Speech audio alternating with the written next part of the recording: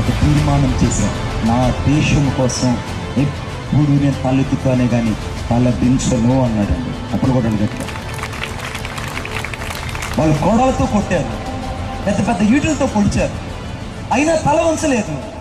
ఒక్కసారిగా మోకాల మీద పడి ఇలా నడుచుకుంటూ ఆ గుమ్మంలో ఇలా తలెత్తుకొనే లోపలికి వెళ్ళి ఊరి కొమ్మ మీద అలాగా వేలాడాడండి. చెప్పలు కొట్టిన గట్టిగా ఒక రోజు చేశాడు ఒక తీర్మానం, నేనెప్పుడు తల వంచనని. ఈ రాత్రి నువ్వు పరిశుద్ధుడైంది, క్రైస్తవుడైంది, ఎన్నిసార్లు రాత్రి పడుకోండి. You shall be committed many times and lost your character and lost your prayer life and lost your demonstration, lost your writing. రాజీ పడుతూ బతికా. ఈ రాత్రి నువ్వు ఒక రాజీ లేని క్రైస్తవుడుగా ఇక్కడి నుంచి వెళ్ళాలి. చెప్పకుండా గట్టిగా ఈ రాత్రి నువ్వు తల వంచని వ్యక్తిగా యేసు కొరకు నిలబడాలి. తల వంచని పరిశుద్ధుడిగా ఈ రాత్రి నువ్వు దేవుని కోసం